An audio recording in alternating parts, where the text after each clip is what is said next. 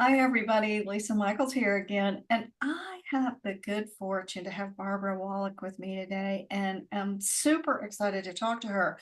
So, one of the things that's important about Barbara is that not only is she a soul guide, a life purpose prosperity soul guide, but she has been a financial professional her whole entire life.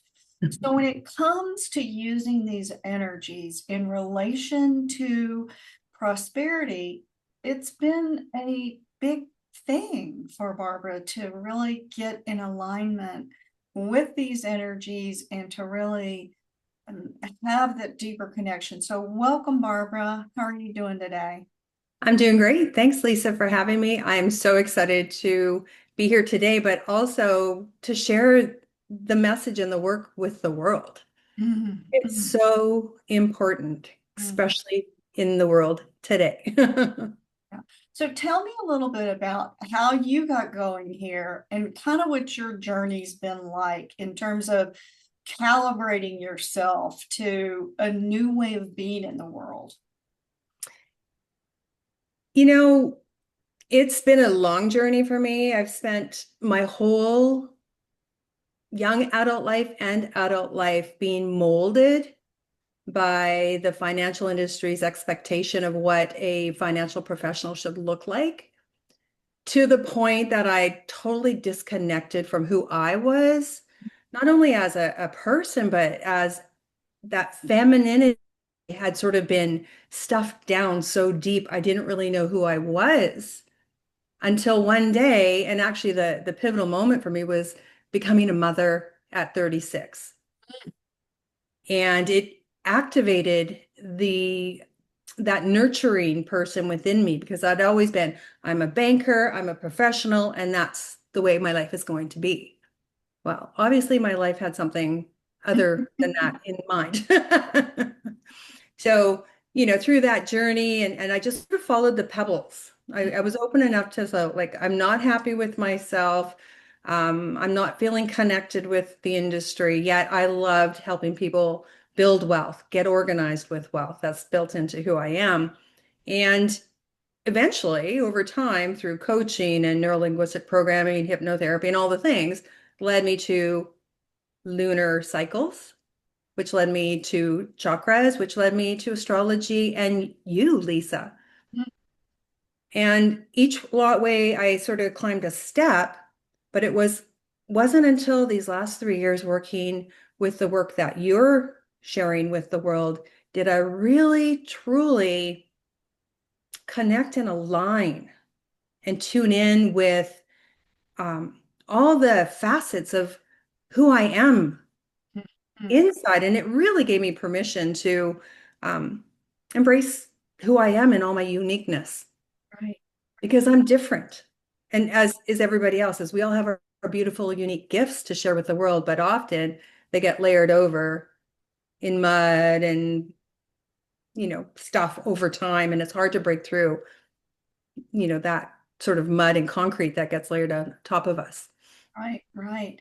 And so I've really watched you transform from feeling like you needed to produce and produce and produce to someone who's really seems to me much more relaxed in the deeper connection to your soul, much more attuned to what you actually need. Like, what's that been like for you? Initially, it was like, what is this stuff? Right? I had a lot of programming to get over. And not only programming about my belief in myself, but what is these archetypes about? We talk about the different archetypes, let alone working with the elements, um, you know. And so I resisted a lot. I think part of me pretended to know what I was doing, but intellectually, because I always first is always my mind first. But once I got my mind in alignment, I was like, yeah, this stuff makes sense, right? There's a part of me deep within me that was crying for attention. And when I finally took time, when after our first session, I took time with that part of myself, that feminine part of myself, and created this relationship with her. and asked her, like, what do you really need to feel vibrant and alive and that you're contributing in your in not only your life but in your family, community, and in your work. And it took a little while because she was really, really tired. Yeah. Yeah. Right, tired on many levels. I find that is true a lot, Barbara, that especially women who've been productive in the outer world and have tried to be in that environment, that there is a deep layer of exhaustion that sometimes the inner feminine is experiencing. Burnout, exhaustion, sometimes even depression, I've witnessed. Yeah, and I've experienced all of those. Mhm. And once you start paying attention and listening to the voices that come from your soul and your heart center, and you quiet the mind, Yeah, that's when you truly get to understand what it is that lights you up. yeah, And you realize that it's not about the doing, constantly doing, creating. It's about how can I have a beautiful vision for myself and slow down enough that I can hear these beautiful messages and then bring my work to the world in a way that other people who maybe are feeling the same way understand. right, right. When you think about, a true financial planning, masculine energy woman who lost her soul to corporate life, to trying to find her way home to herself, people in my old life would look at me, and they probably still do because I'm really shining out there and, sharing this stuff. And they're like, what happened to her? They're either going to think I'm nuts or they're going to think that, wow, is she ever blossoming and shining? Beautiful, beautiful. And so, because you work so connected to the financial world, how do you think these teachings have reshaped how you hold prosperity and how you help people? Um, there's many different ways that I see it differently now, and one is what how I operate personally in my business. I'm much more aligned with the type of person that I want to work with, and it's not about going out there and getting the next client so I can create wealth, right? Which was the old way of doing things. It was more, how can I magnetize and attract that person that wants to really find themselves Mm, and create a vision for themselves so they don't work themselves to death. So I'm attracting more alignment in my business, clarity in my business. But then from the other perspective is my ability to work with others or just see others, not even talking about this type of work, the prosperity soul work. I can see people in a different light mm, and communicate with them on their level in a way that they just sort of relax and they can show their true colors to me. And then I have that opening to really find out what is it that they really want for themselves, right? The financial industry always says you have to plan for your future. You have to save for your retirement years. You can't rely on government support. And back in the day, I would do financial plans or retirement income planning, and you have to save $2,000 a month, or you have to have $2 million in the bank. And my clients would be like, mm, retirement is so far out there. I have no idea even what it looks like. And how can I even save that amount of money? And now it's like, what do you envision for your life today? mm, And how can we carry that vision and mold it and tweak it for your future self? mm. And when you tie that passion and purpose to the financial goal, it's a lot stickier. Ah, stickier. How beautiful is that? I love it. Yeah, I love it. it's brilliant. Well, I tell you, it's been a very interesting journey for me with the elements and the archetypes to really uncover how each of them actually do money, do prosperity differently, how they have different ways of attracting it, how they have different needs. And what that's really shown me is not only do we need to be aware of that, but Mhm. then it's the layer of which of those archetypes, which of those elements, which of those energies are we really part of, and do we carry inside of us? I think, I have a fire sign that is my purpose in this lifetime, Sagittarius. It's a very expansive sign.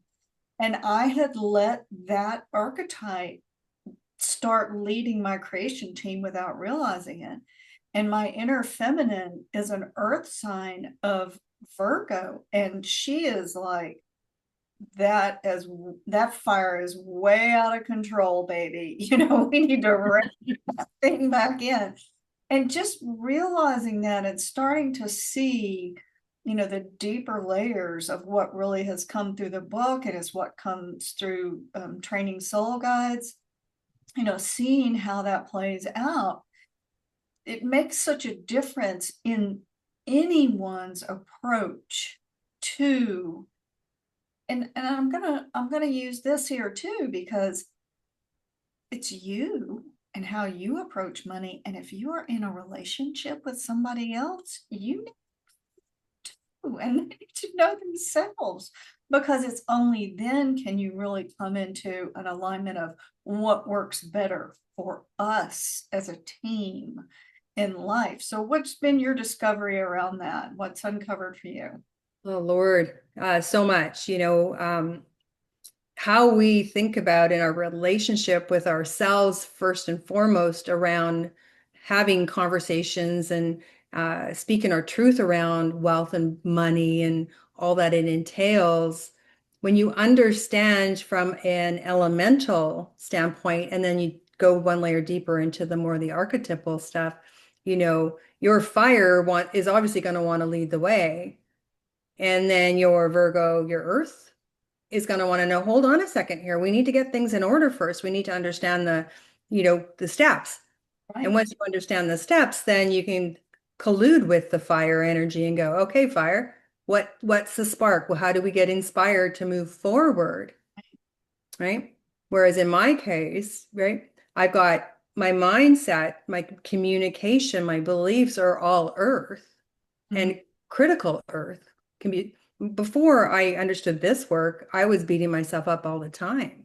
mm, mm, Now I see my Virgo Mercury, my communication needs to have an understanding and feel that there's an order to things before I can take action without burning myself out. Because I'm a Leo sun. And I love to get out there and I love to share. But in order to do that effectively, I have to work together, fire and earth, to have a plan and a strategy so that what I'm communicating makes sense. I didn't know that before. I was that person that flew by the seat of my pants, you mm, know. And then another example is I had a client, this is way back in the day, it's a couple, woman and man come into the bank. You could tell he was always in charge of negotiating rates and things like that. And she was this tiny little thing, this bundle of energy. And she came in, she would always seem so angry.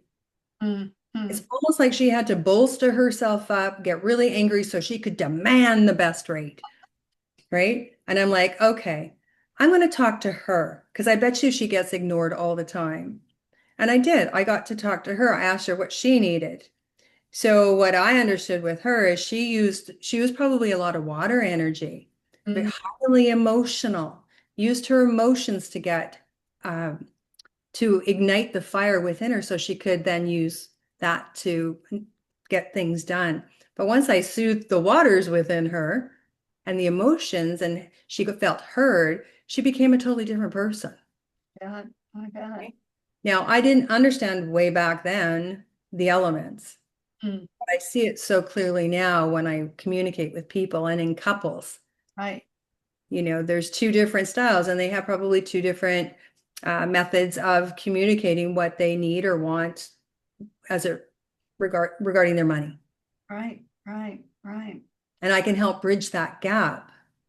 which is such a powerful place to be, a Mm, bridge there. yeah. But imagine as an individual in a relationship, understanding your mythology or what's the word I'm looking for?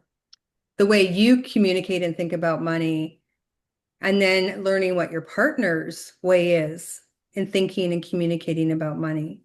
Right. And when you understand each other's mode of thinking about money and communicating around money and things like that, how much more powerful is that in creating wealth and alignment and happy marriages? Because Yeah. arguments and divorces around finances and money are huge. Right. Oh, absolutely. Absolutely. So it's not only your personal power struggle within, if your creation team members, all of those aspects are not aligned, but then you take that into a relationship and whoo, yeah. Yeah, yeah. And that was a big, huge lesson for me personally with my husband, Mhm. right? Who is Aries, a lot of Aries and a lot of Taurus. Oh, interesting. Interesting. And he was like, I don't care about tomorrow. I Uh-huh. just really want to have a lot of fun today and Uh-huh. enjoy everything that I got to the detriment of spending all the money. Right. Right. Right. Right. Yeah. And So me knowing playing that, the organized one. yeah, So you can hold it differently when you know that. that's right. Now we're on the same page, and I understand he needs to have a certain part of wealth and saving money that goes towards enjoying life and the pleasure of life in that archetypal energy.